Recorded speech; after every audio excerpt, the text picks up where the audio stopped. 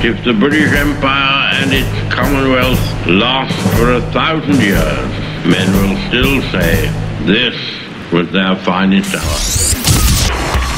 We stand for Queen, country, and video games. BRB UK. Worse teeth, better accents.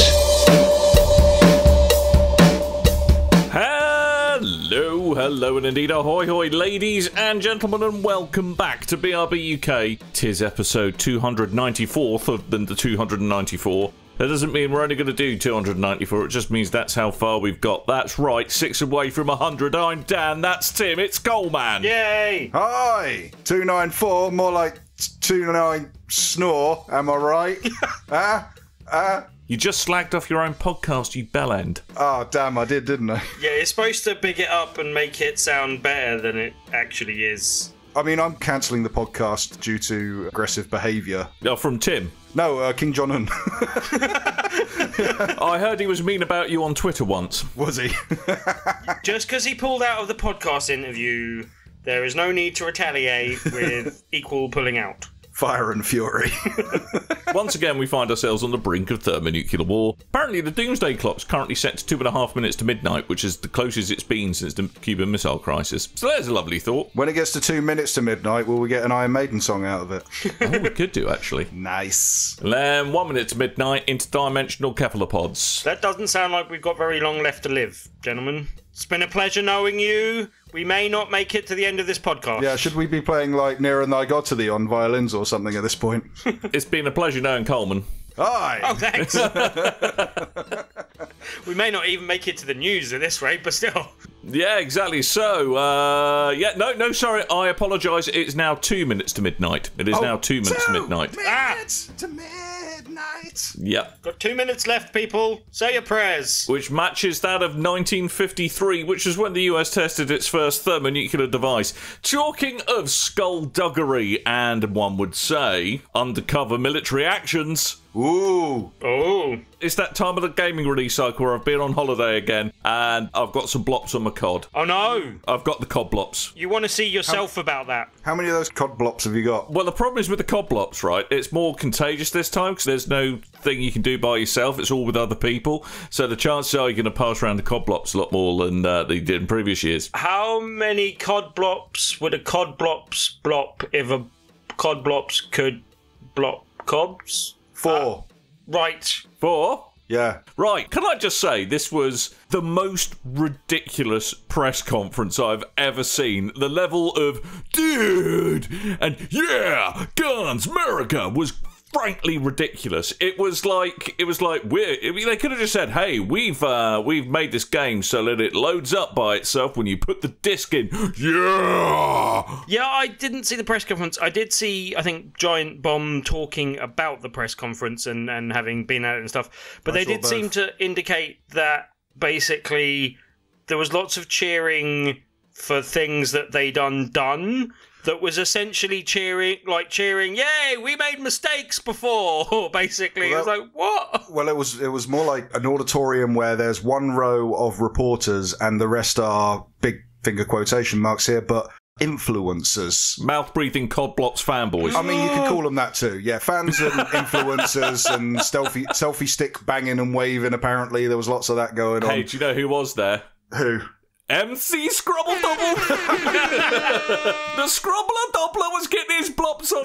That's how you got an invite, Dan. Dan's got the exclusive. Scrubble Double in the house, it's your boy! I'm going to get you some fluorescent selfie sticks. Yep. But, yeah, sort of alluding from what Tim said, they brought out the two guys who've worked on all the Black Ops games to address the crowd and go, hey, is this going to be a game that contains wall running? And then they go, no! And then they write no in big letters on the screen. Yeah. And these are the two guys that brought in wall running to Black Ops. Yeah, it's genius. Yeah, it's very strange. Yeah, it was just bizarre. It was like, hey, you love the we've done for years, don't you? Yeah! Do you want more of the same? Yeah! Well, also, no. Like, there was lots of cheering for we've taken out the things we had in the last game. No, but that was because that was stuff they changed from what everybody was used to. Yeah, I guess. Yeah, it says, do you want us to take out the small bit of innovation we actually nicked from another game? Do you want us to sell you the same game again, but without single-player content? FIFA 19! Wait, what? Remember when we thought Titanfall was going to be huge, so we nicked all their mechanics? Well, we're taking all that out because it turned out it wasn't as popular as we thought it would be.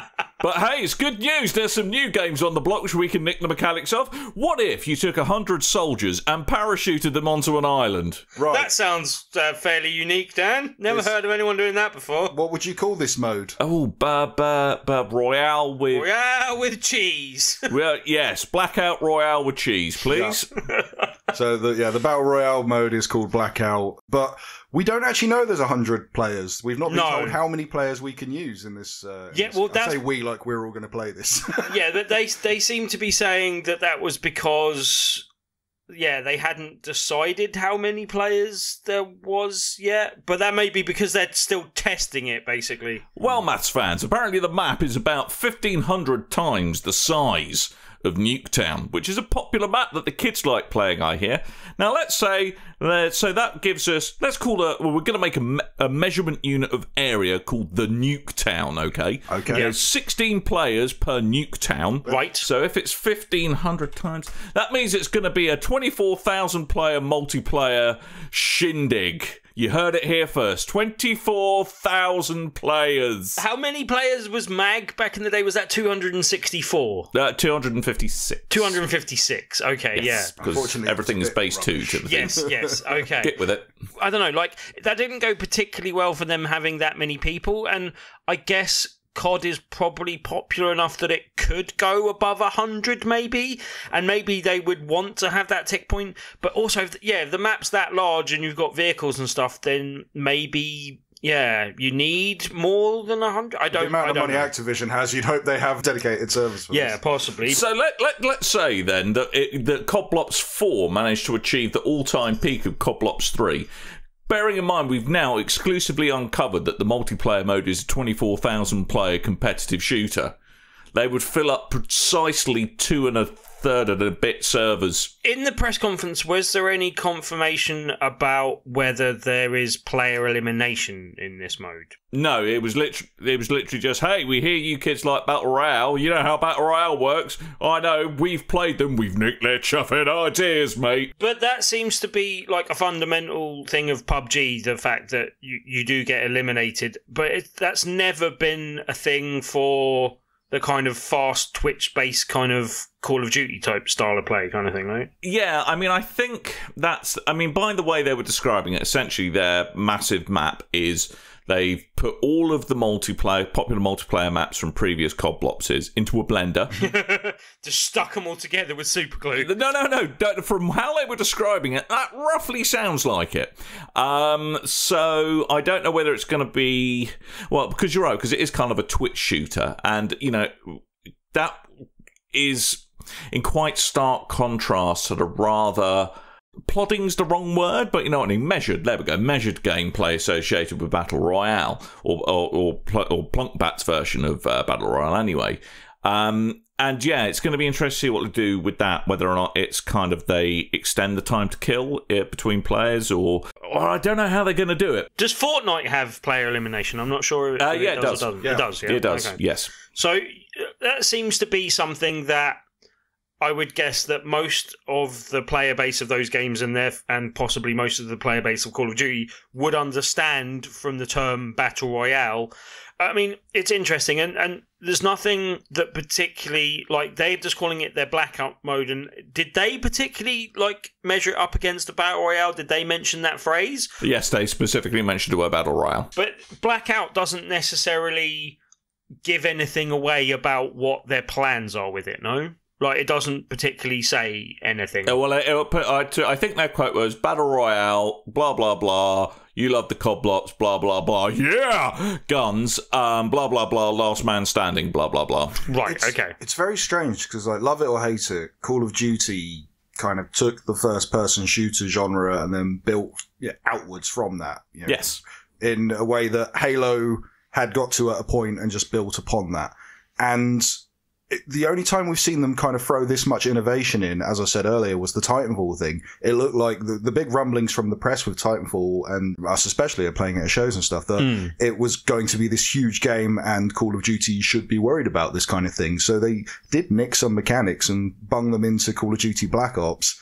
And then now they've reversed on that decision. They've got, rather than going, what's going to be big? They're going, what is big? Let's nick this battle royale thing and stick it like. It's very strange to see them do that. But this game is weirdly, they framed it as a prequel to Black Ops 3, yes? But like it exists between Black Ops 2 and Black Ops 3. It's a pre-sequel, Tim. There's a pre-sequel to the prequel. There's a pre-sequel to the prequel. And it's set on the moon. Yes. And there's an annoying Australian lady who will tell you about moon zoomies and all that kind of stuff. Not. Yeah, but Hammerlock sisters there. So but that's then all right. that seems weird that they kind of have to specify what period of time it comes in, even though they're not doing any single player content. That seems very deliberately like we threw out all the stuff you didn't like from the last game, don't worry kind of thing. Well, I mean, to be fair, there is some single player content. There is some, but how they've done it, it's even more blatantly a tutorial mode for multiplayer, since it is essentially some canned missions featuring each of the 9 specialist characters, which are the ones where essentially some elements of them are pre-customized and they have particular strengths, particular weaknesses. So there is that. So as you say, a more glorified just training mode for the main game. Yeah, basically. Exactly. It's like, here's a sandbox to play about with this particular character, so you can get to learn that character before you use the multiplayer. The rumours going in that they weren't going to have the campaign mode and the single player mode was meant to be because basically Treyarch were working on this campaign and they wouldn't have had it done in time for launch, and they couldn't have got it to a point where they patched it in later that they were satisfied with. So they've taken that existing content and then they're going, and what it looks like they're going to do is weave it out within the multiplayer, which could work. You know, apparently there's the stats when it comes to single player in Call of Duty. It's not very high. People go into it. They use it mainly for trailers and showing off the game before it actually comes out. And then when the game comes out, it gets played once through, doesn't really get revisited unless you're like trophy hunting or anything. And that's a small percentage in itself. So yeah, but they use the example of not many people played the Black Ops 3 single player. But I think that was because they steadily dialed back from single player anyway. I don't know about you, and we're not the biggest Call of Duty fans generally. We don't play a lot of the online sort of competitive multiplayer stuff generally, but also they seem to be doing less and less to appeal to me as the person that did look to pick up the game for the single player generally anyway. And look, they may have had a really hard battle in getting me to come just for the single player content this year around anyway, so they probably haven't lost too much. But also, they seem to have dialed back from that, and the Black Ops 3 single player content seemed to get more criticism through just not being that lengthy or very good. Well, it's quite ironic that they've kind of gone, hey, that idea we nicked from Titanfall, we're not doing that. But what we've nicked from Titanfall this time is weaving a story into the multiplayer. Oh, wait, what? We've nicked from Titanfall this time is giant metal. No, they haven't. Bugger. No, they haven't. But actually, I think there are giant mechs in the zombies. Oh, good. Oh, yeah, because there's 3 zombie modes. 3 zombie modes, one of which looks like a love letter to Rise, Tim, you'll be pleased to hear, that features gladiatorial combat after you getting monged out on some dish of Olbas oil at some strange lady. Yeah, some Juggernog. You're off your tits on Juggernog. Finally. Is what it is the setup. That's what's happened, and you're having an out-of-body experience. You wake up in a Roman Colosseum, and you're chopping things to bits with a big stick.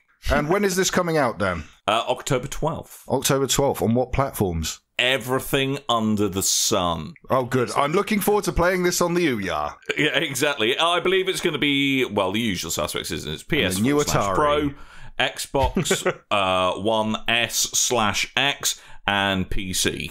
Nice. Good. I believe. Good.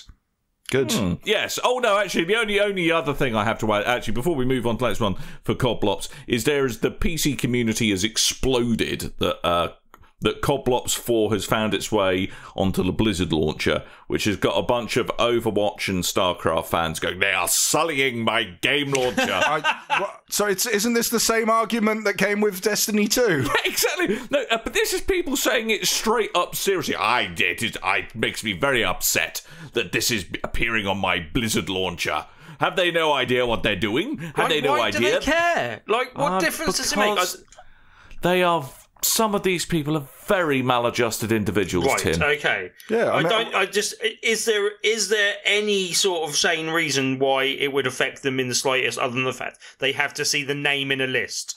I could kind of see the argument of, could you add in an option to hide an icon? I mean, for example, I couldn't give a rat's arse that World of Warcraft is a launchable thing from the Blizzard launcher. Just option to hide the icons. But anyway, these people are getting very up in arms about it. If you are mad about Activision games appearing on the, I mean, I think the reason for it is it was hard enough to, you know, swallow the news that Blizzard and Activision partnered up, and then to see the Activision games appearing on Battle.net, that's quite a tough pill to swallow in itself, because you've got that deniability before that happens. But it's not like they're pretend that world's not happening. Yeah, it's not like they're renaming it to the Activision.net or something like that yet.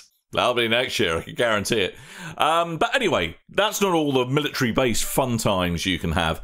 Hoorah! Hoorah, indeed. Hoorah. Battlefield 5 was also announced. Ooh! I know, right? And we're going back to World War II, where the Battlefield series kind of began with Battlefield 1942, and it is going proper face-to-face, head-to-head, musket-to-musket, bayonet-to-bayonet, with Coblops 4. Bayoneta's involved. Yeah, she is. She's nice. Yeah, I know. Women on the battlefield, eh? Next thing you know, they're going to be on the bloody reveal image of my. Oh. Now, actually, I have to say, I was quite pleased to see that. Actually, I thought that was great. Apparently, other people not so though, Dan. Why? But why? Dan, why? look, Apparently, Dan, women ruin everything. the minute you let women on the cover of a Battlefield game, what are you going to let them do next? Vote? Hey? I know, right? Is that what you want? Because that's what will happen. I know. I should. Yes. Yeah, I've seen it.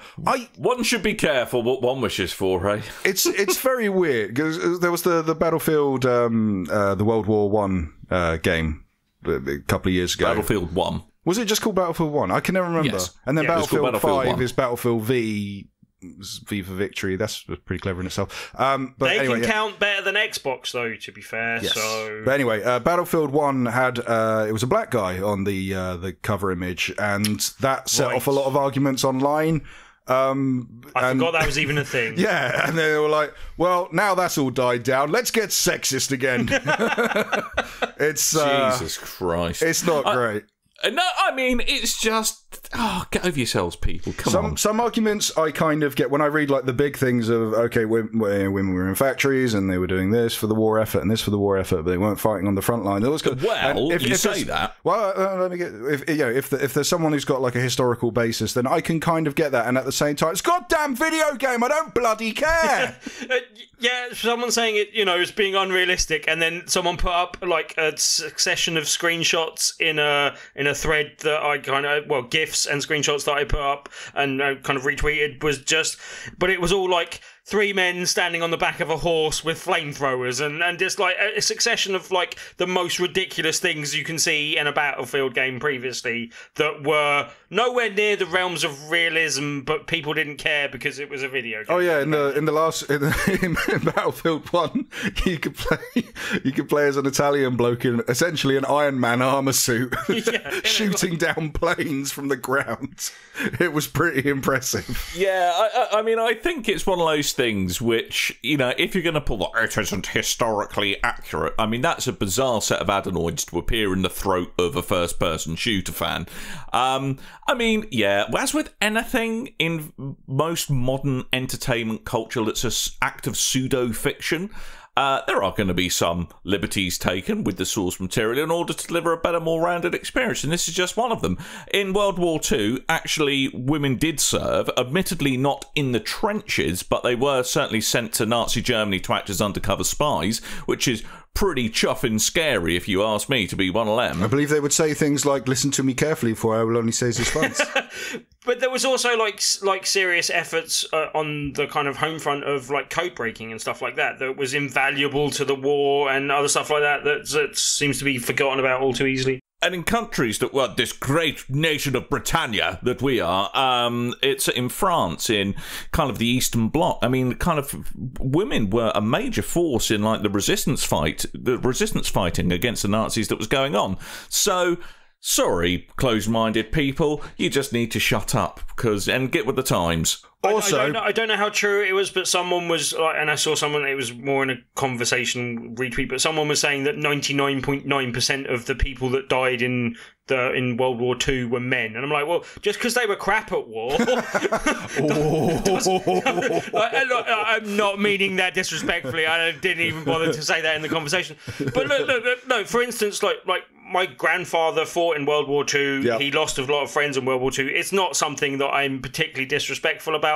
But if you think it's disrespectful to put female in there to better represent people, then I don't know where to go with you on that conversation. I did also see, and the joke was made by a woman, so this perhaps makes it better, and it was definitely a joke, but I did quite like the fact that she referred to it as battlefield vagina, which I thought was quite funny, but still. That is a good way of kicking off some heel heat, as we wrestling fans like to call it. Right. But, anyway, just to argument, one last argument for women in World War II settings.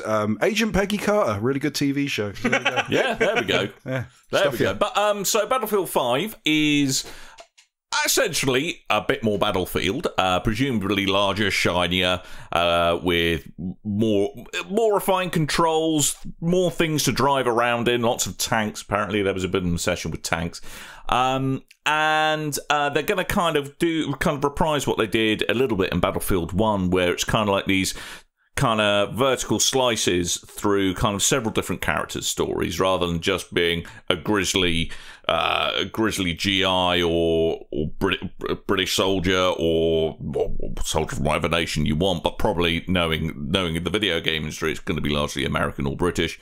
Think of that what you will. They're actually going to kind of do some more vertical slices to write the lives of resistance fighters, people perhaps more on the fringes of certain bits of combat, and I think that's really interesting, showing the war from a number of different perspectives. Yeah, that's what they did with Battlefield 1, and it worked really well. They've referred to it as war stories, I think it was. Yeah, that's the one. That's what they called it. They said that will be, the structure for this game by the sounds of it as well. It sounds interesting. Did either of you play Battlefield 1? Yes. Okay, because the opening to that game is very powerful, where it's going through the trenches, and it's switching to a sniper, to a guy on the front line, to a guy in a tank, to a mechanic. It makes a very kind of powerful point at the start. Each time you're one of these characters, you do play till the character dies, and then it will suddenly black out the screen, tell you the player that character's name, and then the year of birth to death, and where they died. And yeah, it's quite a strong message until Italian Iron Man pops up later. So.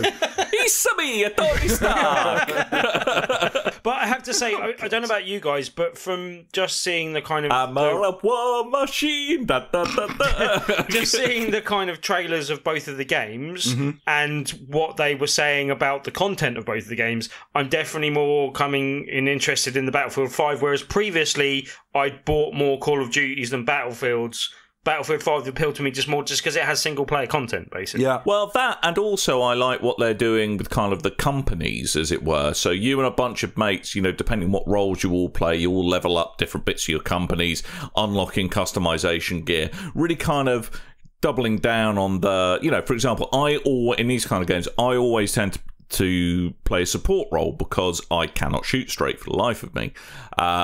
So I tend to be the one hiding behind a crate throwing band-aids at people. Medic! I played an entire game where I refused to shoot at all. I was just going around and healing people, and that was the only game I won online. Yeah, but it does sound like this has actually made the medic even more valuable as well, no? Like, apparently you can't heal up to 100% unless the medic kills you, basically.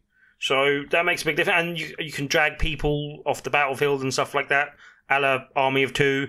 Oh my god. That's where you go. Well, yeah, Jesus. That was an EA property, wasn't it? Yeah. Oh, all right. I'll let you have that. Can you high five as well? Yeah, possibly. I doubt it. But yeah, like, and as you say, like, just the idea behind that, and then the kind of structure of the game, and also just the actual trailers themselves, like the destructible environment sounded quite cool. And I also listened to a whole interview, I think it was on the Angry Joe show, where they kind of delved into some of the more details. But there's kind of a thing where you can actually fortify something that's already been destroyed a bit, type of thing. So if a building gets blown up a bit, you can put a gun emplacement in it and put like anti-tank devices down and do things to kind of fortify it at something that's already been blown up, so that you can, even though a building's been partially destroyed and is therefore less cover, it won't necessarily stay like that throughout the entirety of a multiplayer game, which sounds interesting. Yeah, and you can kind of make that fortification, if you can kind of like dig in properly on an area and properly defend it, kind of perhaps a little nod ahead to the slight tower defense elements that you see in games such as Fortnite these days. That sounds interesting, because you get the front line moving through different areas as well, no?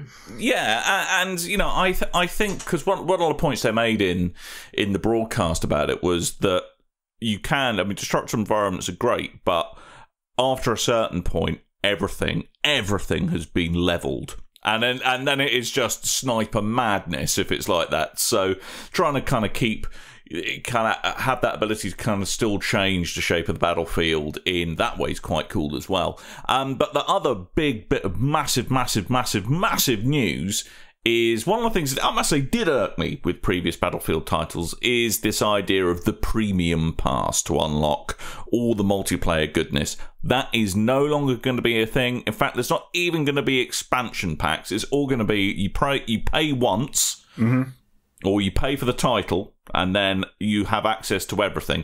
There was no real mention of microtransactions. They did state later on in the Angry Joe thing I saw that there will be cosmetic microtransactions, but they won't be anything that enhances or gives you an advantage in gameplay, basically. Yeah, and there are, by the sounds of it, some quite deep bits of customization that kind of actually the things you unlock pander to your play style.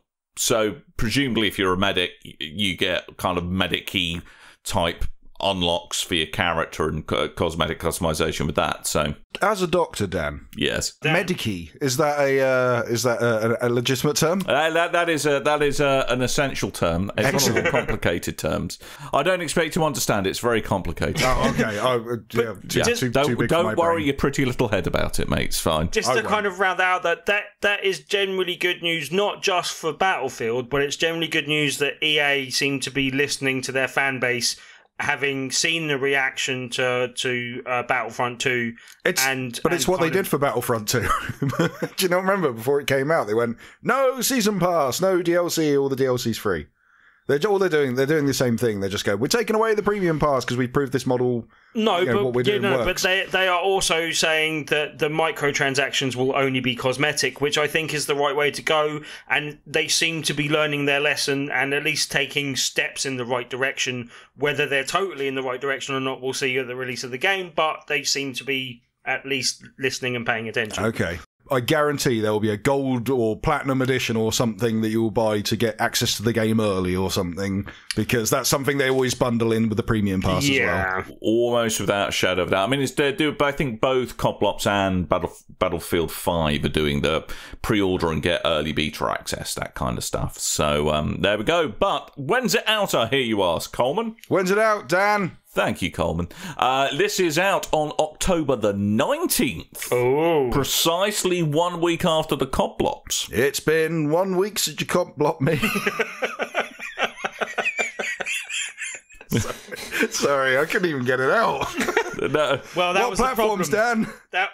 That was how you got the Coblops in the first place. That is unsurprisingly out on PlayStation 4, Xbox One, and PC. Excellent. Boots on the ground. Boots on the ground, blops in your cod. That's it. That's the news. Good. Points of interest, Coleman. There are some, apparently. Dan, there's some announcements, and I tell you, Sea of Thieves has got a big one coming. It's got a big one coming, it has. It's got a big one coming from down below. Rare as detailed, very small detail, but anyway, The Hungering Deep, which they released a teaser for last week. You say detailed. Yeah. There's going to be stuff that we're doing, and it's going to be stuff. And it's a time-limited campaign where you'll get some stuff. It's a campaign where you have to follow the orders of a guy called Merrick.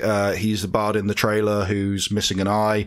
I believe he's missing an eye and he's got a patch over an eye, so he's probably blind. But anyway, and he knows tales of ancient creatures that live under the sea, and one in particular that took his eye, and he's talking about him, and it's all going to be about you hunting this big monster for special loot. It's Moby Dick, basically. Is it really? Well, I was expecting like kaijus or something.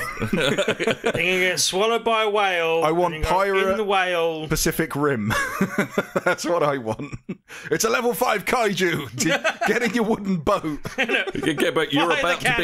You're going to get Pacific Rimmed, mate, is what's going to happen. So. But anyway, as well as the campaign, there's going to be a couple of new tools and items that are introduced. There's going to be a drum that works like all the other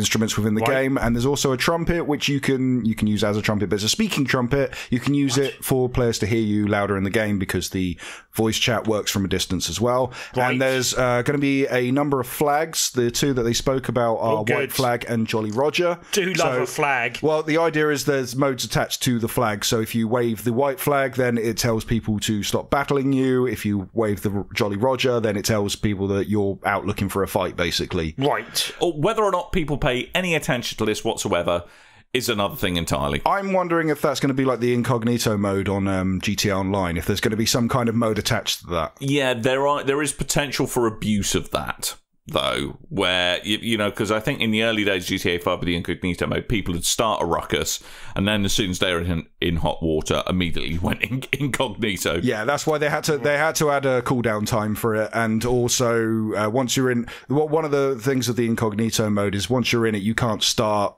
missions, and there's certain things you can't do when you're in incognito mode. You're essentially just going, I need the toilet, and I can't pause the game. Here, I'm now invisible. Come on, go toilet! Yeah. Anyway, that's going to launch on the 29th of May. I love stuff getting released or rumoured that is going to be produced in minuscule quantities and I'll never be able to get unless I sell a kidney. Okay, I'll get to that bit in a moment, but the Nintendo 64 Mini is a long-rumoured thing. By long, I mean a year, probably now. But there's been a trademark that's been filed in Japan that's fueling further speculation that the N64 Mini console is on its way. If you look on Japanese Nintendo, there's a trademark application on there, and it's listed to cover purposes including video game program, controller, joystick, and download-capable electronic game program. What you were talking about, though, with the consoles releasing and then selling out super quick, Nintendo have stated before and recently as well that they're looking to relaunch the Classic and the Nintendo Classic and the Super Nintendo Classic as well. So I'm assuming that they've worked out how to do, you know, stop producing now. So hopefully that's something we're going to see in the future. And if they are launching another mini console, then hopefully we're not going to get this everything sold out within an hour. I wonder if the subsequent consoles will be as popular as those first ones. Now the Switch has launched, probably not. And the nostalgia attached to the Nintendo Entertainment System and the SNES over the 64 and the GameCube is probably huge because, you know, at this point, the PlayStation was the big rival against the N64, and the PlayStation outsold the N64 by a lot. So yeah, but then I don't know. I imagine there might be more people that are more active gamers that might be more interested in it, possibly. Who knows? But also, just to squeeze in two other quick bits of semi-interesting Nintendo news. I don't know if you saw, but they announced a new 2DS this week as well. One. They cancelled that thing, yeah? Quite randomly, but... It's a 1DS, it's just a line. no, it's... is it Line Wobbler? No, but, well, it's a new 2DS that has Mario Kart 7 pre-installed in it, which they've also been advertising on TV, weirdly, as well. But anyway. Okay, and there's also the line of... like the classics games, like Platinum for the PlayStation, that kind of thing. But but on the 3DS again, weirdly, and not on the Switch, which seems odd. So is this pretty much it? To me, it looks pretty much like a 3DS XL, but without the 3D. That's what the 2DS. That's exactly what it is, and with Mario 7 preloaded. No. But the 2DS is. The 2DS was that one piece thing, wasn't it? No. The last revision, the last time they released the 2DS XL was already the XL. It was the clamshell design. It's just a slightly different. I'm confused. Okay, so they released they announced the 2DS and it was like a singular thing, like you were saying. Yeah. Then they released a revision for the 2DS XL, and it was the clamshell design, which was black and neon blue, I think, because everyone looked and went. Because they released these things for children, and then all the adults went, well, I like the idea of a 2DS. I don't use the 3D function. I want a cheaper DS without the 3D capabilities.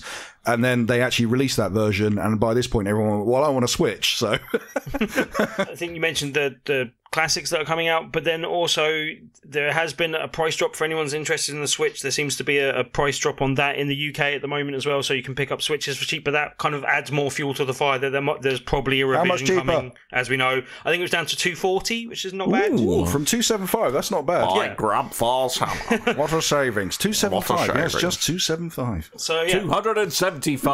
And that was advertised on Eurogamer earlier today, so you can check that out for a few bits and bobs there.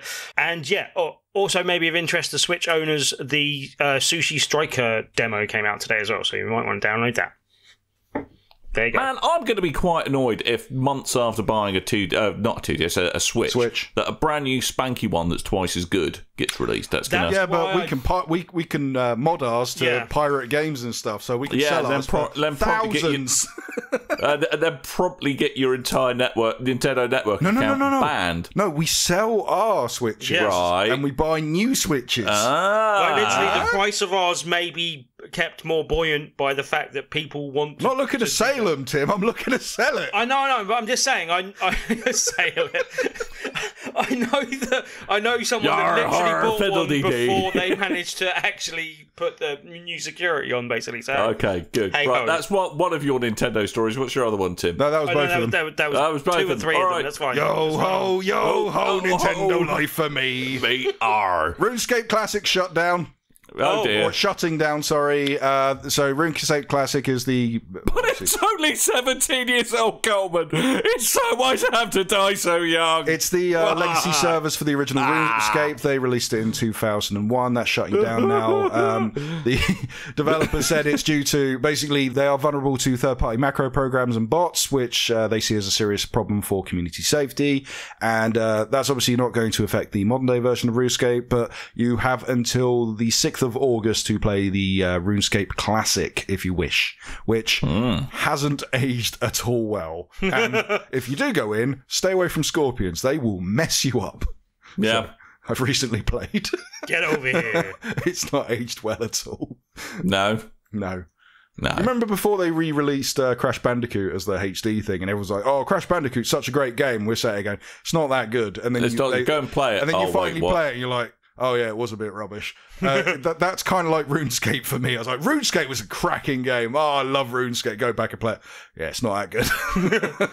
Anywho, haven't really got release dates this week, but I will say that H1Z1 has released this week on the PlayStation 4 as an open beta. It has drawn 1.5 million downloads since Tuesday, and sorry. It's a lot of people to draw. Yeah, probably aided by the fact it's free. So yeah, there is that. But it's already seen 200,000 concurrent players on the PS4 since launch. That is good. Not bad.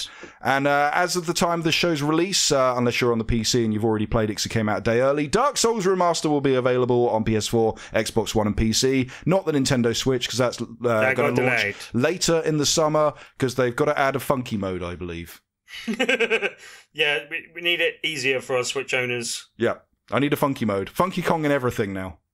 I had a funky mode this morning. Did you really? It was lovely. Didn't last very long. Was the missus home? No. Oh dear. Yeah. And lastly, we got a couple of updates. I said that very northern, didn't I? Yeah. Updates. Got a couple of updates. We got a couple updates. Rocket League. Rocket League. Not Rocket League's getting top Rocket date. League. It's getting top Top date date. done. Alright. When top date Rocket. I'm going to stop that in think case you my broke dad down. hears this and slaps me for making fun of Leeds. Right, Rocket League's getting a set of beach-themed content in the form of its Sandy Shores update from the 29th of July. If you watch the trailer, it's got a very 80s theme to it. Yep. Didn't President Trump sleep with Sandy Shores, or was that something else? Sandy Beaches, something like that. I don't know. Claire Midia, I think. Claire Midia, that's that was the one. Connie Lingus. No, I don't think he. I don't think he would probably engage in that. There's nothing in it for him. Right. So if you watch the trailer, it's sporting an 80s theme, very Miami Vice. The update features a brand new beach arena and also new cars, items, and accoutrements you come to expect. One of the ones I liked, if you score a goal, you remember the explosion element. We haven't played Rocket League for a while, but when Have you score, you guys picked it up on Switch, by the way? I have. No, I haven't. Is it any good on Switch? It's not bad. It was like £2 at Christmas as well, Oh, so okay. I picked it I up. should have picked it up I then. didn't have a Switch then. Curses. No, No, neither did I. Yeah, it comes to Damn it, sale a Coleman. lot, so just hold fire and you'll see it pop up soon enough. But you remember when you score a goal and the big explosion happens and it blasts all the cars away? There's one of the power-up items. They replace the explosion with loads of beach balls flying out. Oh, awesome. Yeah, that's in the trailer, you can see. And lastly, Dragon Ball FighterZ DLC Pack 2. That is going to launch on the 31st of May, and that contains Fused Zamasu and Bless you. Super Saiyan Blue Vegeta. I understand this game less and less with every character they release. Basically, they're two fused At the characters. best of time, Dragon Ball confuses the shit out of me, and this is just making things worse. So these are two characters that would have been fused together, not using the fusion dance as you may think. That's what I naturally went to. I have a question. I'm not finished explaining that. The mystical earring that will force their bodies to fuse, and once the fusion has happened, it's meant to be permanent. In this case, there's two characters that have been fused, so it's actually 4 characters you're getting for your price of 2. So what's Trials Fusion? That's a motorbike game. Right, okay. What's Forza Horizon Zero Dawn? Get out. Racing dinosaur. Sorry, I heard that this week. Actually, that'd be amazing. Actually, although that Cro-Magnon Racing back on the Amiga tried to do that, it was terrible. Yeah, sorry, someone mentioned that on a different podcast this week, and it was very funny to me. What, Cro-Magnon? No, the Forza Horizon Zero Dawn. The coming together of a PlayStation and an Xbox studio to make something amazing. Oh, well, anyway, that's your news, that's your announcement, so we've got time to quickly discuss what we've done played. Dan, What? did you pay attention and get the OnRush beta and play it like we told you to? No, I didn't, because I had to do boring grown-up stuff. Fool! Over 4 days, you couldn't have played it once. My voice went. Yeah, I did. Once? No, I didn't. I didn't play it. I did download it, but I didn't get the opportunity to play it. So Oh, Dan, you missed out on a lot of fun. I heard it was all of the fun time. I really enjoyed it. We managed to top out our levels as well. Yeah. So tell me about the fun you had with the OnRush beta. Well, we've spoken about OnRush previously. I'll pull up the show number as soon as I can find it. But we spoke in great detail about OnRush. There's no need to go into it too much. But the beta, it was a mixture. Are you listening, Timothy? Yes. Oh, it's just the passive-aggressive episode. Yeah. So the beta, it contained the countdown mode and what was the other one called, Tim? Rush mode. Rush mode. So the countdown mode, it's driving Who's through... in the name of the game? Sorry? The clue is in the name of the game. Thank you. In the game, you play in teams of 5. You get different types of vehicles, some motorbikes, some cars, and then some kind of big van trucky things. Big Bang Trucky things. Big Bang trucky things. Not what I've I never said, seen but them I'm in going the with Big Bang, but anyway. that. Anywho, Don't need to watch the Big Bang. the countdown mode is where you all have to drive through gates, and the more gate you've got a time limit, the more gates you drive through. It's a massacre of the Bill Gates family. It's dreadful. The timer expands the more gates you drive through, the quicker you get to them, the more time. I haven't forgiven you for Windows Vista. The more time you get added onto your clock. So if you are not paying attention, like many of the people we had in our team, and trying to run people off the road instead of driving through the gates, you will lose, even though you're scoring points for knocking people out. That's not the way of winning the game. The rush mode you get through burning nitrous and boost, which is a special mode you build up from burning loads of nitrous in the game. And the more of that you burn, the more points you get. You can also get score multipliers for doing things while boosting, like knocking people out or doing cool stunts and things and tricks. And those are the two modes we played. Throughout the beta, you could unlock bonuses to play using the actual game. Some tombstones, which are the little icons that are left once you've died in the game and you come back in. You'll see a little icon where you were, and other players will too. And I think it can be used as a power-up. I think you get either a speed boost or just a rush bonus from picking them up, basically. Also, there's paint jobs and a special vehicle if you top out your levels, which I think was 25 or 35? 25. 25, okay. So, yeah, me and Tim managed to do that, and then once I'd finished the beta, I went, yep, putting down my pre-order. Love this game. Yeah. Can't wait. It's a bit too good, basically. Yeah. How was it for you, Tim? Yeah, I really enjoyed it. I mean, most of the content they had up for the majority of the beta was the stuff that Coleman and I had played before, which I think gave us a slight advantage, but we seem to maintain... We were definitely ringers in this. Yeah, we seem to maintain being pretty good throughout the beta, so hopefully that'll transfer over to the main game. But then also they put up they kind of extended the beta. I guess this was planned, but they did announce that they were extending the beta for another couple of days and added another track to that as well. So we got to try out one of the tracks that we hadn't played before, and it seems to play really well no matter what. Still haven't played on the level that they showed at EGX Rezzed, which was the kind of golf stage that looks really cool. So I'm really looking forward to getting hands-on with the final game, seeing the differences. I'm wondering how much they're going to tweak, because I don't know from what you saw, Coleman, like we tended to stay in the Titans most of the time, and that seemed to be prevalent throughout, that they were the better vehicles and seemed a bit OP. Which compared one to the is rest the of them. Titan? The Titan's a really big truck, and it has the added advantage of it also spreads a shield to the rest of your teammates if they're in close vicinity to you. So it means that as a team, if you're sticking together and just barreling through, especially in like the countdown mode where you're going through the gates, being as a team with a couple of people with those shields means that it's really hard for the opposition to knock you out. The flip side is that the rush mode power is less powerful than, say, with the more kind of weaker vehicles like the motorbikes. But because that doesn't come around as often as just the general kind of racing around when you're not in the rush mode, it does mean that they seemed a little bit. It seemed foolish to go with something weaker, like generally kind of thing. So I hope they kind of balance that out a little bit, but generally it's just balls to the wall fun 100% of the time, basically. I saw so many people saying that they were having a really good time with it on Twitter as well. So can I just say, if your balls are to the wall, that's a very unusual driving position you've adopted, Tim. Yes, it is. Just to the floor. Just to sort of top this off as well, I've recommended this game to a few people that have gone, I don't really like racing games, and have played a lot of it. So it's definitely a recommend from this end. I've checked on the episode numbers. We last spoke about this on episode 289 at Rezzed, and 285 after me and Tim went to the preview event for Codemasters. Yeah. It is super fun. Go listen to those episodes if you want more details. But yeah, it's definitely recommended. You should go do those things. It looks like then me and Tim have just been playing a couple of games that have been out for a while, but are now on the Switch. I'm just going to go. I'm interested in yours, Dan. I have to say, sexy Switch boys. Yeah, I've got the Switch Boys. Switch Boys. Switch Boys. I don't know if that's good or bad. Anyway, go on. paper over. You sound like you should be a street gang in the 80s and pulling out switchblades and be like, "Hey, looks like you walked into the wrong side of the tracks." Accent? There was going to be an accent, and I swiftly changed my mind. No, that'd be a bad idea.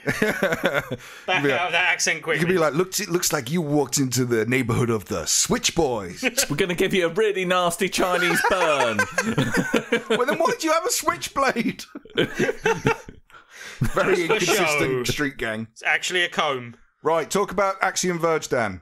Axiom Verge is because as far as I know of this, every time Tim's playing the Switch, he goes, "Dan's still bloody playing Axiom Verge. What is this game?" Axiom Verge is it's a bit of a love letter to Metroid, I think is how I would describe it. It's kind of got a bit of a, very much kind of echoing or aping the visual style of Super Metroid, the 16-bit installation in the series. The best Metroid. The bestest Metroid. And it kind of tells a tale of this guy's being pulled from our world, our dimension, into like this kind of alternate reality that's kind of run by machines, and it well, a bit like that, but there's things about questioning what it is to be human. Is he human? Is he not human, this guy? What's the role of all these mysterious AIs, and what happened to the civilization that they inhabited previously? So it actually goes a bit deeper than I was expecting, and there are, as you would expect from a Metroid-type title, there's kind of the progression through the levels is very much dictated by which power-ups you get. It is quite a tough game, I will tell you that. And sometimes you do feel like you're banging your head against a brick wall. You can sometimes get into areas that you shouldn't be in yet and just get your arse handed to you repeatedly as a result. I love when games do that. Exactly. Like, you should not be here, mate.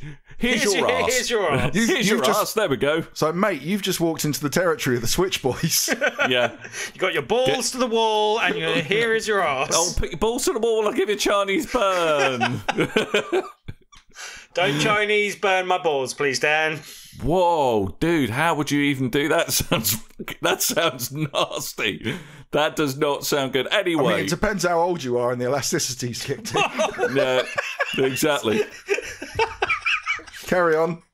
Basically, what you're saying, Coleman, is are you going for the low-hanging fruit or not with that statement, really, aren't you? No, he was saying carry on because we are fast turning into a carry-on film in podcast form. Oh, well, I was actually saying less Chinese burn and more time flat. Why do people listen to this show? Good. Dan, I have a question to get us back on track, hopefully. Why do people listen to this show? I do kind of like what I've played of like Metroidvanias, and I haven't played that much Metroid, but what was the one on Xbox 360 that came out? Shadow Complex. Yeah, that I really enjoyed. How platformy is this game, and how kind of heavy on the platforming is it? In quite heavy comparison on the platforming. Right. Okay. So it sounds like possibly not for me. I would say there are some fiddly platforming bits, and I would say try it. Yeah, I'd probably wait for it to be on sale. I'm sure there's going to be sales coming up as there's. Well, I was going to say what I meant, rather than just a blanket try Axiom Verge. Whenever a platformer comes out, Tim, how about you try it before going? Yeah, it's a platform. I don't really like platformers. Yeah, no. But right, there are certain platformers, and we'll mention them. And I was mentioning the one that's coming out soon. There's the Yuki's Island Express or whatever it is. Then that's like interesting because it does something interesting with the platform in terms of like pinball stuff, and I liked the demo I played of that. But yeah, like I don't know, that if I'm talking about a platformer, it either has to be pretty like doing something unique and interesting, or it's just very good. Basically, all we ask, Tim, is that you just occasionally broaden your horizons. That's all we ask. Well, that's why I was asking, Dan. That's why I was asking. That's why, because what? But you should. There are some tricky platform bits, but that doesn't mean that it's a bad platformer. Should broaden your horizons, much like the people that said they didn't like racing games that I recommended OnRush to. Good. Anyway, back to Axiom Verge. Broaden horizons. Zero Dawn, yes, that is. Forza Broaden Horizons. Yeah, another question then. What kind of price point is it at then? How easy is it to join? I think I paid £12.99 for it. Okay, so not bad. Yeah, okay. I'm not sure if that's still the price, but I mean, it's the one of the criticisms I would have about it is that it feels like it's a lot more toing and froing and not great signposting of where the next step in the critical path through the game is. So kind of trial by fire, basically. Yeah, exactly. You can trial and error. And there's no fast travel between save points either. So you can't annotate the map. So you can sometimes find yourself go, oh right, I think I can go there now, thinking it's an area that you can now unlock thanks to a particular collectible you picked up, but that it turns out that no, you haven't got that one yet, and you've just spent 30 minutes going from one side of the map to the other. Right, okay. So that is the only slightly frustrating thing. But, it's done really well on all the platforms it's been released on, which is just about everything these days, apart from iOS and Android devices. And, yeah, I think it's a corking game, and it suits the Switch really well, that you can just kind of, pick up and play. And, there's a... And in that kind of game, sometimes you do just need to... You find yourself getting frustrated with it because you haven't got the right... Is it because I haven't got the right power up, or is it because I'm being an amazing dumbass? Little from column A, little from column B.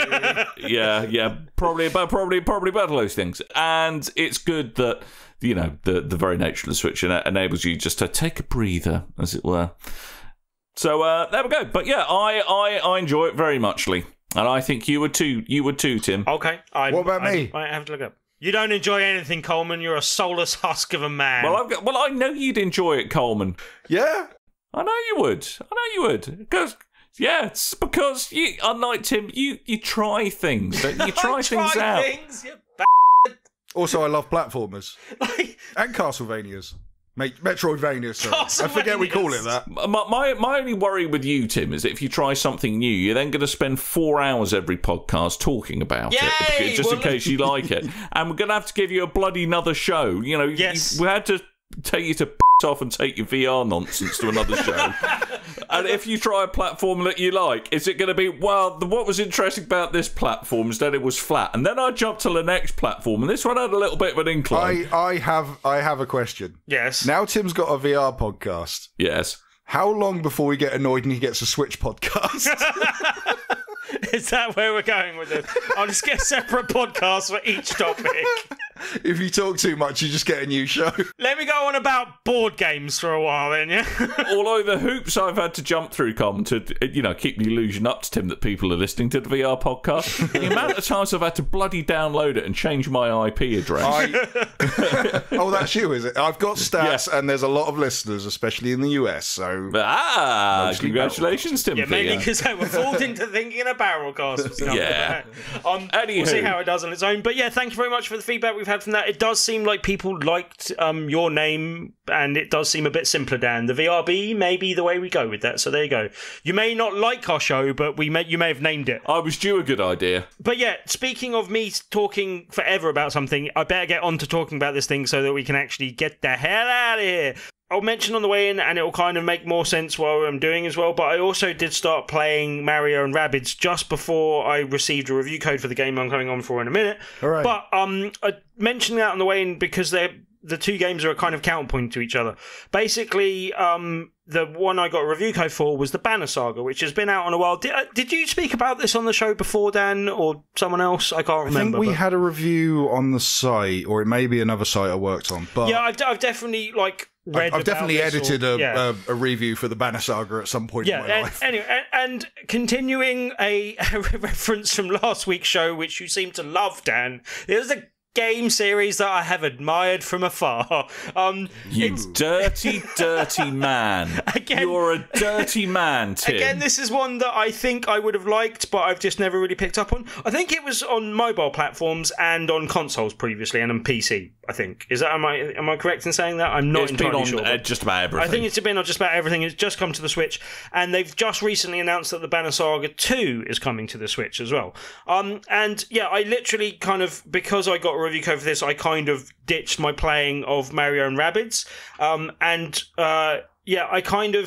I just got into the groove of that a little bit, and they are a slight counterpoint to each other in the fact that Mario and Rabbids was at first a bit too easy and seemed a bit overly simplistic, and then it kind of broadened out a bit. They gave you a few more powers, and it became a bit more challenging, and I found that much better, and I kind of just got through the first boss and that and stuff like that. Anyway, I'll leave that for another week. But Banner Saga was on the kind of opposite end of that scale. It seemed really difficult at first. It seemed really kind of hard to do. And why I'm mentioning both in the same breath as well, they're both kind of turn-based battle-type games, which are very much in my wheelhouse and things that I really enjoy and things that I find really suitable for mobile platforms as well. They're really good to like pick up and play and just kind of, play through a quick battle, and really good second screen games as well, I find, because you're not having to do something active. You can actually pay attention to the thing you're watching on the main screen while also being able to pay fairly full attention to what you're playing. So I like that type of thing. But as I said, Banner Saga going in seemed really difficult. It seems to have like permadeath type stuff, and it seems to have like really crucial decisions that you need to make in the kind of cutscenes that can also have an effect on the party members you have and possibly lose you party members through death or other kind of interactions and stuff like that. I don't know how much of that is definitely thing. You can definitely get players injured in that, and it's kind of a slight different take almost on the kind of Norse mythology. So it's kind of a nice thing to play on the back of being very interested in God of War as well. But it's kind of got its own thing going on. It's basically, you're bouncing around between, like, the tale is told from the perspective of different parties, and I've only really gone through the first two parties. I don't know if it kind of broadens out from that at all. But, different like main characters can die seemingly within the story of the game, even if you're doing well type thing. But generally also you can get party members injured and you have to kind of manage their injuries, and they won't be as effective in fighting if they're still injured by the time you get to the next battle. You're also having to, like, the banner thing refers to the kind of you get like a party that caravan like of people that like join you, and there's different fighters and things that can join you on your travels, and different general kind of populace. I can't remember what they refer to them as, but just kind of general like people as well as the fighters that help you out.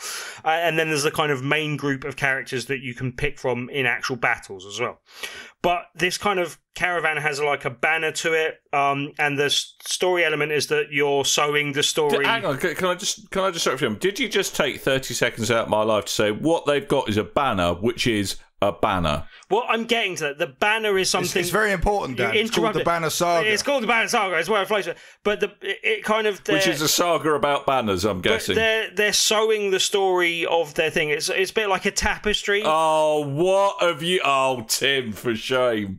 They're sewing the story as if it was on their banner. No, they are literally sewing with a needle and thread into the banner the story as they go. It's a tapestry. Like it is it's a tapestry. More a tapestry than a banner. Yeah. Wow, that's a metaphor. No, it's an actual thing that they're doing. It's a story. It also a metaphor. Yeah, possibly. But then also, like, as your kind of party or the caravan grows, it seems to get a longer banner as you go type of thing. But then, yeah, you're having to manage the resources to feed all those people as well. And it tells you, like, how much, like, food you have and how many days worth of food you have. And you have to buy more resources as you go. And that kind of feeds into a kind of renown system and all that type of stuff. But, yeah, like, as I said, it's a slightly different take on kind of a sort of Norse mythology. It feels that, like, that kind of thing. But they've got, like, Vals, who I haven't particularly come across before, but they're, like, big giants that are very good at fighting, and there's a kind of Vals and humans and the interactions of those, and it kind of, the story's quite deep and really interesting. The art style is like really kind of cartoony, but being like realistically cartoony. If that's it's kind of got a sort of Baskin quality to it, like the old animation Lord of the Rings sort of thing. Yeah. That's a good, which I really like. Well. Yeah, and I think it works really well. And as I said, like first going in, it seemed really hard and unforgiving. But when you get used to the systems and the way things interact and the way it works, it ends up becoming really engaging and something where you can't just like mindlessly turn off and go into combat, because then you'll get someone injured and that'll cause a big problem and stuff like that. There's lots of like training that you can go through to like level up your characters before you go into fights. And the different towns you get to have like different options available for whether you can buy resources there or not, and every town kind of differs. But then also it does seem that the decisions you make on how you interact with the people in that town can make a difference to the fights you get into and the resources available to you and stuff like that as well. So yeah, it seems like a really deep game. As I said, the first one's just come out on Switch. It is available on other platforms already, and they've just announced that the second one's coming to the Switch soon as well. And I think it'll take me a while to play through the first one, but I'll definitely be interested in picking up the second one when I get through it as well, because it's definitely my type of game, and it's a really well done version of what it is as well. So yeah, a good recommendation. Yeah, good on the Switch. Did you hear that in your caravan that you're travelling around with? Right, there's this drunken woman who caused a bit of a problem down the bar. Do you know what they had to do? That's banner. Oh, damn it! That's gonna happen. You say that. If you'd have said man, that would have actually been true. There was someone I literally had to tie to a tree and leave behind because he kept on getting drunk and caused problems for my party. But there's no such word as ban him. That is her, true. Yeah, ban okay, that her, a little jus de mots, but there you go. Well done, Tim. You were there also. Well, congratulations. It was because before you answered, in my head, I was trying to pre-figure out what you were saying, and in my head, I was working out. Right, he's going to link banner Saga holidays to something to do with a banner. There we go. But alas, that did not happen. Tim, when you go back to Mario and Rabbids, because I'm not particularly interested in that game, but. When you get to the opera scene, can you let me know? Because I really want to see that scene. The opera scene? Yes. You'll know it when you see it. Okay, good. Back in the room. Without spoiling anything for anyone that wants things unspoiled, the first boss in that game is really quite amusing as well. But anyway. Is it Donkey Kong? It's the, Rabid Donkey Kong. That's fine. It was in the trailers. Oh, okay, that's fine. Yeah, there we go. But yeah, it was good. Big model that we took photos with at EGX. Right, yeah, there was that 60-foot tall model thing. Yeah. Don't spoil it, but there was a 60-foot model of Donkey Kong That Rabbit. was actually 60 foot. Anyway, I kind of forgot that we took a photo with it. Anywho, we really ought to think about going, I think, since time is cracking on. Com's got to edit this thing that we allege is a podcast. Before we do wrap up, can I say one thing? No! Because I've missed it from the news, and I was meant to put this in last week, and I forgot. Okay. I didn't really want to touch on this week, but it looks like my wish is finally going to come true. My dream is finally going to come true when it comes to the brilliant world of No Man's Sky, a game that all three of us seem to liked and got criticised heavily upon release. With the new release of the game, and multiplayer is going to be released, and you'll be able to either team up with people or be a pirate or and do all these different cool kind of things. It looks like I can finally hunt him down to the ends of the galaxy and kill him. So it's excellent. It can finally happen, guys. The dream is The dream is alive. You got to believe in it to achieve it, as Dizzy Rascal once said. I'll come back and play, and you can hunt me when they add a VR mode. Oh, stuff off. Oh, shut up. See, you got VR in there, yeah! Yeah. Tim, Tuesday's a Tuesday. Tell us about Tuesdays. Tuesday is a Tuesday indeed, and this week is a real doozy. In fact, this whole month is a real doozy, including last week. We had some really, really highly rated games, very good games all this month. And that's in the lead up to UK Games Expo, and then we will have excellent games when we come back from that as well. So should be a great couple of months of Tabletop Tuesday. Anyone that doesn't know, each and every week we have a different feature game. If you play that feature game that evening, you have a chance of winning a copy of that game at the end of the evening. And as I said, really good games to win in the next couple of months, so definitely join us. This week's game is a little game called Shards of Infinity, which is a 2 to 4 player sci-fi deck building game, which ticks a lot of boxes for me, and so I am very interested to see if this is as excellent as I've been told it is.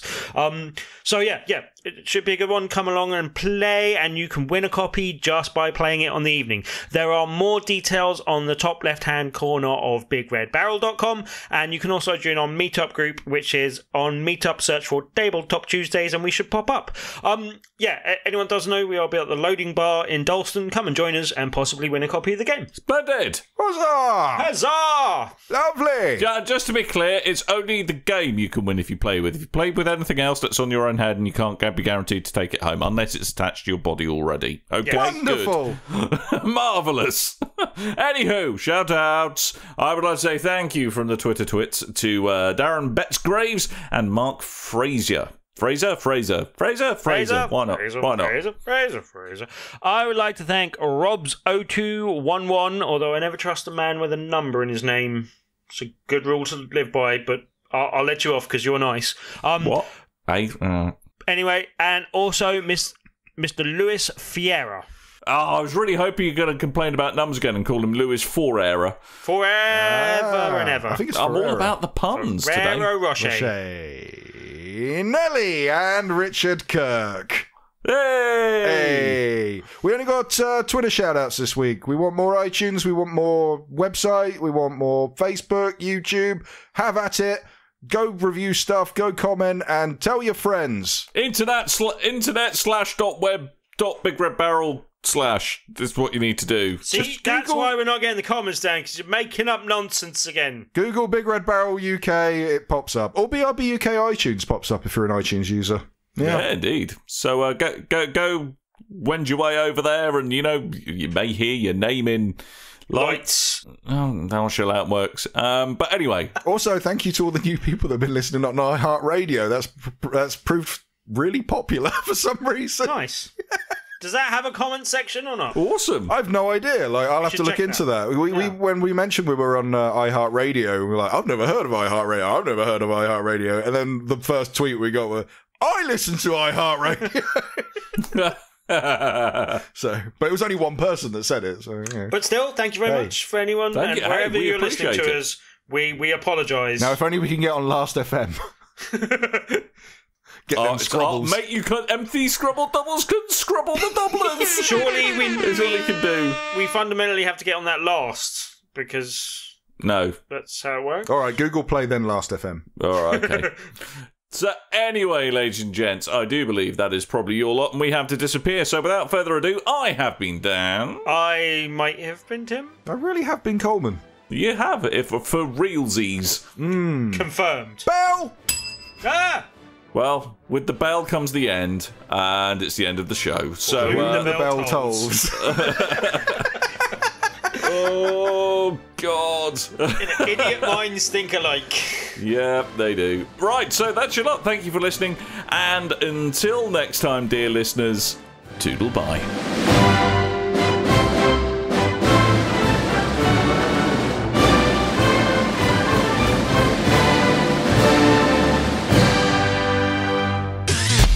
You and your ears are quite welcome. For the podcasting goodness that you just heard.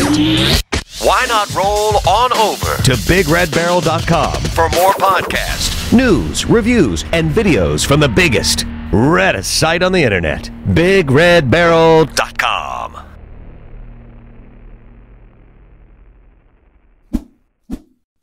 For me, I was a big fan of Final Fight. Our artist, Jay, he was a big fan of a game called Vendetta by Konami, which was an arcade-only game, but it was quite a